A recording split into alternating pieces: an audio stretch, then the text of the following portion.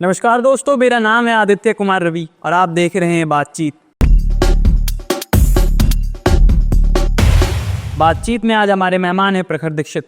प्रखर भैया से आज हम लोग बात करेंगे एक ऐसे मुद्दे पे जो महाराष्ट्र से जुड़ा है। महाराष्ट्र से एक ऐसी तस्वीर आई है जो आज तक पिछले 20 सालों में ये माना जा रहा था कि ये तो नामुमकिन सी तस्वीर है जो कभी आ ही नहीं सकती है। जी हाँ, पिछले दिनों देखने को मिला है ठाकरे बंधुओं को एक साथ एक मंच पर, जो कि उद्धव ठाकरे और राज ठाकरे एक मंच पर देखे गए हैं। मामला था मराठी अस्मिता में एक प्रदर्शन में शामिल होने का। जगह था बम्बई, और बम्बई की इस तस्वीर के बारे में आज हम बात करेंगे प्रखर दीक्षित से। हाँ जी भैया, ये जो तस्वीर देखने को मिली है ये अभी के राजनीतिक मामले में बहुत तहलका मचाया हुआ है। हर तरफ इसी तस्वीर की बात हो रही है कि दोनों भाई साथ स्टेज पर आ गए। जो काम दशकों से नहीं हुआ वो काम हो गया है। क्या कहना है आपका इस पे?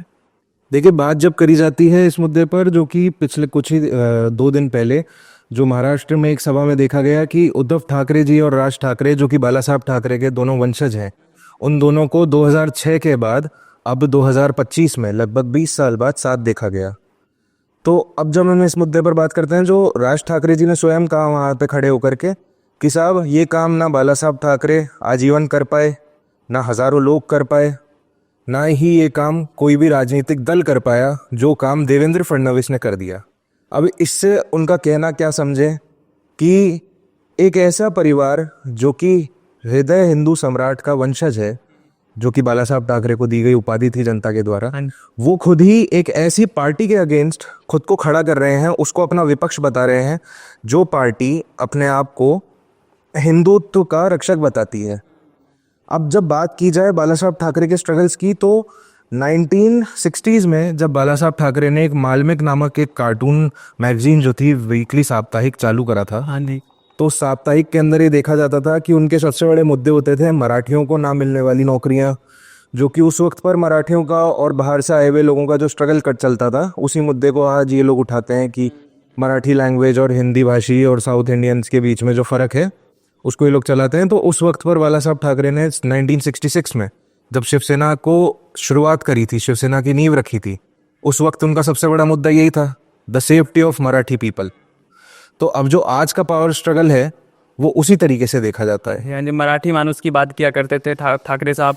बाला साहब ठाकरे को हमेशा से हिंदू हृदय सम्राट माना जाता था, और ये कहा जाता था कि वो मराठों के लिए सबसे बड़ी लड़ाई लड़े, क्योंकि जो नौकरियों की बात हो या फिर तमाम तरह की चीज़ें हो जो मराठी लोगों की बेहतरी के लिए वो करा करते थे। उसमें कश्मीरी पंडितों के लिए भी उन्होंने किया कि उनके लिए रिजर्वेशन की मांग करी, और तमाम तरह की चीज़ें उन्होंने करवाई। हर तरह के लोगों के लिए जहाँ जहाँ शोषित लोग उन्हें नजर आते थे वहाँ पे वो बेहतरी की कोशिश करते थे। मराठियों का जब हक और अधिकार छीना जा रहा था, छीना क्या जा रहा था, दूसरे जगहों से लोग आकर जो महाराष्ट्र में वो काम किया करते थे। उस समय पे तो बहुत इनिशियल डेज में तो बॉम्बे ही हुआ करता था, यहाँ पे गुजरात और महाराष्ट्र दोनों एक ही का पार्ट हुआ करता था। 1960-62 के बीच में वो दोनों के बीच में डिवीज़न होता है। तो ये तमाम चीज़ें देखने को मिलती है। और आज के परिप्रेक्ष्य में अगर हम बात करें कि दोनों ही पार्टियां, दोनों ही MNS जो 2006 में स्टार्ट करा राज ठाकरे ने, और उद्धव ठाकरे जी को शिवसेना उनको दी गई थी उनके पिताजी के द्वारा, तो इन दोनों ही पार्टियों की अगर हम देखते हैं तो एक पार्टी जो MNS जो बहुत पीछे पिछड़ती चली गई, राजनीतिक तौर पे बहुत पिछड़ते चली गई, और उद्धव ठाकरे जो राइज किए और एक समय पे बहुत अच्छा राइज किए, वो चीफ मिनिस्टर तक भी रहे। लेकिन आज जब देखते हैं तो दोनों ही विपक्ष में है, दोनों की ही ताकत चली गई है। देखिए, जब हम बात करते हैं बाला साहब ठाकरे की और ठाकरे परिवार की, उद्धव ठाकरे, राज ठाकरे जी की, तो सबसे बड़ी बात जो सामने आती है कि इनकी सबसे बड़ी जो ताकत थी वो चुनावी राजनीति से बाहर रहने में थी। बाला साहब ठाकरे 2012 तक जीवित रहे और उन्होंने कभी भी कोई संवैधानिक पद नहीं लिया, वो हमेशा चुनावी राजनीति से बाहर रहे। अब जब बाद में उद्धव ठाकरे और राज ठाकरे अपनी चुनावी राजनीति में उतरे, तो राज ठाकरे की पार्टी MNS को कभी भी कोई चुनावी सफलता नहीं मिली, उनका पावर स्ट्रगल चलता रहा हमेशा से। उद्धव ठाकरे और एकनाथ शिंदे जी, इन दोनों का रिश्ता उस तरह से उभरा जिस तरह एक वक्त पर आनंद दिघे जी और बाला साहब ठाकरे, गुरु शिष्य का जो रिश्ता था, आनंद दिघे अपना गुरु मानते थे बाला साहब ठाकरे को, उसी तरह एक वक्त पर एकनाथ शिंदे ने उद्धव ठाकरे का साथ दिया और उनको मजबूत करा।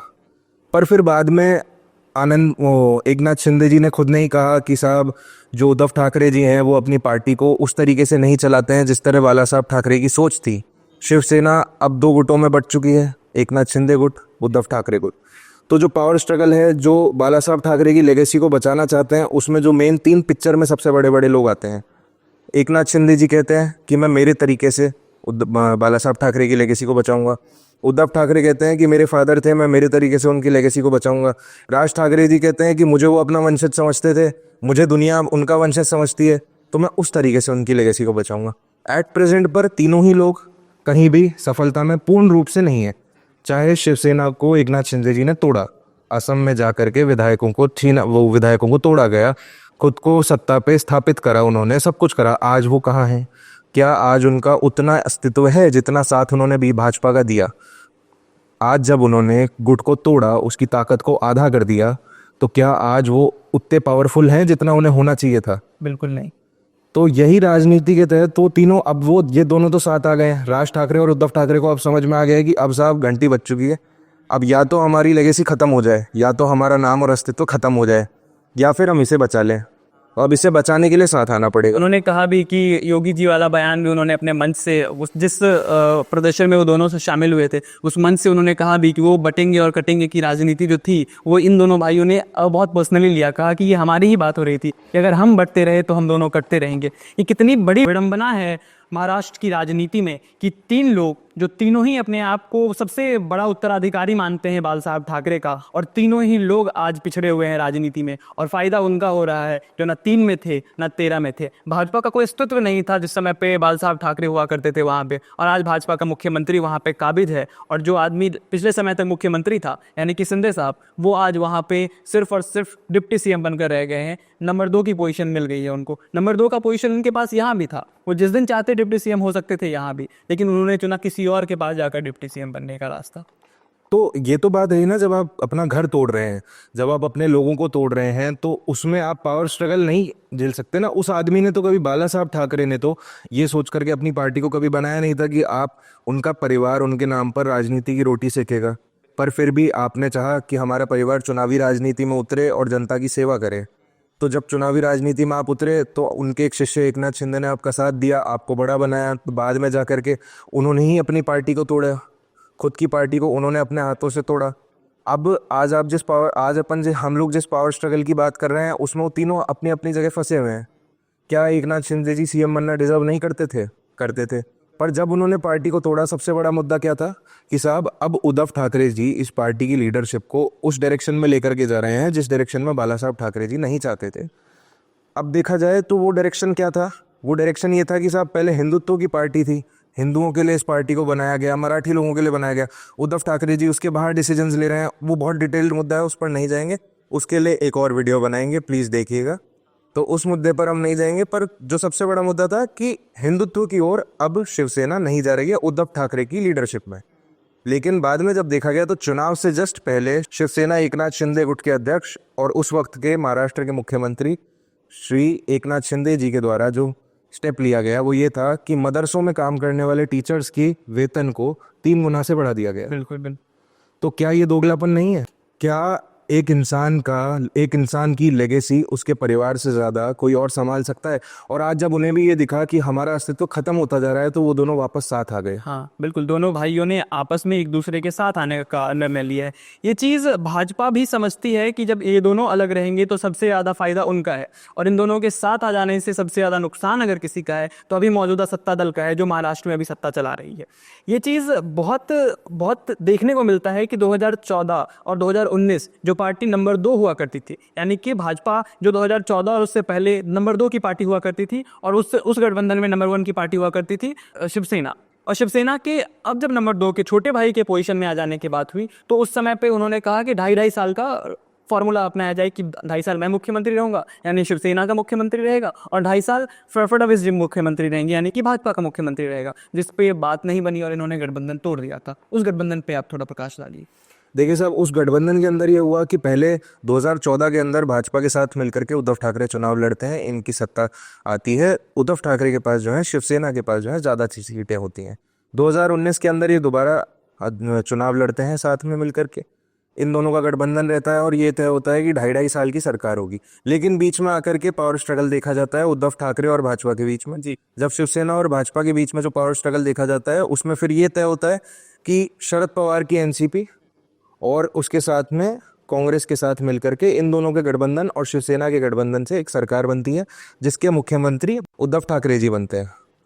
इसको अब इसका अंत इस तरीके से देखा जाता है कि कुछ ही समय बाद ये सरकार ज़्यादा लंबी नहीं चलती है और एकनाथ शिंदे जी जो हैं वो पार्टी को तोड़ करके और आसाम जाते हैं, वहाँ से विधायकों को तोड़ते हैं और वापस भाजपा में जुड़ जाते हैं और वहाँ से एक सरकार का जो है चयन होता है, जो कुछ ही समय की सरकार होती है और उसके जो मुख्यमंत्री होते हैं वो एकनाथ शिंदे जी देखे जाते ये हैं। बात बताना भी बहुत अहम हो जाता है कि उद्धव ठाकरे जी जब पहली बार मुख्यमंत्री बनते हैं तो उससे पहले वो कभी भी चुनाव नहीं लड़े थे। भारतीय राजनीति में एक ही ऐसा एग्जाम्पल मिलता है जहाँ पे कोई आदमी कभी पूरे जीवन में बिना चुनाव लड़े मुख्यमंत्री बन गया हो। वो राबड़ी देवी बनी थी, बिहार में मुख्यमंत्री बनी थी। राजस्थान के मुख्यमंत्री भजनलाल शर्मा जी भी जीवन में पहली बार चुनाव लड़े, चुनावी राजनीति में उतरे और मुख्यमंत्री बन गए। ये तो इस चीज़ क्या है कि चुनाव लड़ने के बाद मुख्यमंत्री बने, लेकिन उद्धव ठाकरे और राबड़ी देवी ये दोनों कभी चुनाव ही नहीं लड़े, सीधे मुख्यमंत्री बने और उसके बाद उन्होंने चुनाव लड़ने का काम किया। उसके बाद जीते भी, जो बेशक है आपको जीतना ही पड़ता है। लेकिन ये चीज़ देखने को मिलता है कि ठाकरे परिवार, कम से कम भाला साहब ठाकरे और उनके बेटे ने तो कभी चुनाव नहीं लड़ा था और वो चुनावी राजनीति में आते हैं। पहली बार ठाकरे साहब परिवार से कोई चुनावी राजनीति में, फहराल आदित्य चुनाव लड़े थे 2019 वाला, लेकिन जब ठाकरे साहब के बेटे और उनके ठाकरे साहब खुद कभी चुनाव नहीं लड़े और पहली बार किसी ने राजनीतिक पद उठाया, उन्होंने संवैधानिक पद पर बैठे उनके वो। लेकिन ये भी बताया जाता है, बहुत सारे सूत्रों से हमारे पास ये भी खबर आई थी कि कांग्रेस और एनसीपी ने सिर्फ और सिर्फ इसलिए हामी भरी उनको समर्थन देने का कि आप खुद मुख्यमंत्री बनिए, अगर आप किसी और को मुख्यमंत्री बनाते हैं तब आपको समर्थन नहीं देंगे, और इस मजबूरी में उन्होंने मुख्यमंत्री पद अपनाया था। देखिए, इसके अंदर दो पहलू और भी हैं कि जब वो चुनावी राजनीति में उनके परिवार से लोग जब उतरे, जिस तरह आदित्य ठाकरे ने चुनाव लड़ा उनको सफलता प्राप्त हुई, उद्धव ठाकरे ने चुनाव लड़ा उनको सफलता प्राप्त हुई, लेकिन जब फिर राज ठाकरे ने एक पार्टी बनाई, उन्होंने चुनाव लोगों को लड़ाने की कोशिश करी, असफलता प्राप्त हुई। जब उनके स्वयं के पुत्र ने चुनाव लड़ा इस बार 2019 के चुनाव इलेक्शंस में, नहीं अभी हाल ही के 24 के चुनाव, लोकसभा चुनाव में जब उन्होंने चुनाव लड़ा तो उन्हें भी हार का सामना करना पड़ा। तो कई एस्पेक्ट्स इस चीज़ में देखे जाते हैं, पर आज अंत का मुद्दा ये है कि दोनों ही पार्टियों को, राज ठाकरे गुट को और उद्धव ठाकरे गुट शिवसेना को, दोनों ही को समझ में आ चुका है कि अब अगर खुद की सत्ता बचानी है, अब अगर अपने परिवार का नाम बचाना है तो साथ ही उठ करके चुनाव लड़ना पड़ेगा। बिल्कुल, और ये देखने को भी मिला है कि उस दिन उन्होंने ऐलान भी किया कि मुंबई के सिविक बॉडीज का चुनाव वो दोनों साथ में लड़ेंगे, और ये कहा गया महाराष्ट्र पे वर्चस्व फिर से कायम करने से पहले ज़रूरी है कि मुंबई पे वर्चस्व फिर से कायम किया जाए।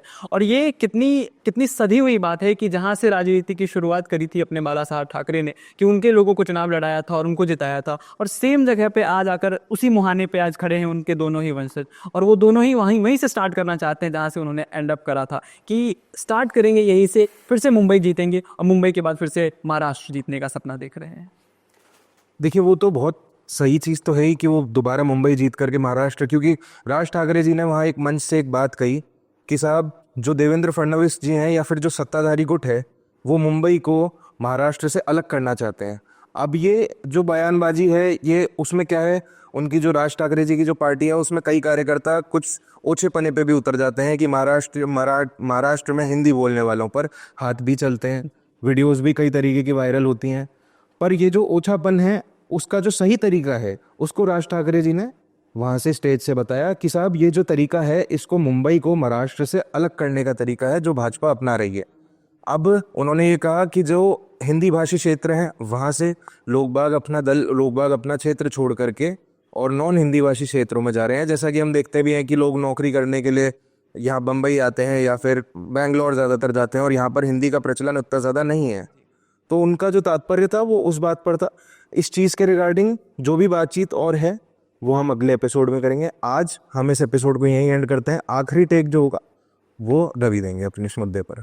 ये मामला बहुत बढ़ता गया और सबसे पहले जो मराठी अस्मिता की बात आई थी वो निकल कर आई थी जब महाराष्ट्र की सरकार ने कहा था कि हिंदी को वहाँ पे थर्ड लैंग्वेज बनाया जाएगा, जिसके विरोध में इन दोनों भाइयों ने प्रदर्शन किए और तमाम तरह की रैलियां की गई। लेकिन उस समय तक दोनों भाई अलग अलग प्रदर्शन वगैरह जो कुछ भी कर रहे थे सब अलग कर रहे थे। इस मंच पे पास साथ आने से पहले ये दोनों अपने अपने स्ट्रगल्स किए कर रहे थे इस फैसले के अगेंस्ट में, और जिसको बाद में महाराष्ट्र की सरकार ने इनके दबाव में आकर के वापस भी ले लिया। महाराष्ट्र सरकार ने हिंदी को तीसरा लैंग्वेज बनाने का फैसला वापस ले लिया है। लेकिन अगर उस फैसले ने इन दोनों भाइयों को साथ लाकर खड़ा कर दिया है तो फडणवीस जी के लिए ये तो बहुत भयंकर उनके लिए खतरे की घंटी है। लेकिन ये खतरे की घंटी कितनी जल्दी बजती है और किस चुनाव में बजती है सबसे पहली बार, ये देखना बहुत दिलचस्प होगा। आगे की बात हम यही करेंगे, बातचीत में अगले एपिसोड में देखेंगे हम लोग क्या क्या करते हैं। नमस्कार।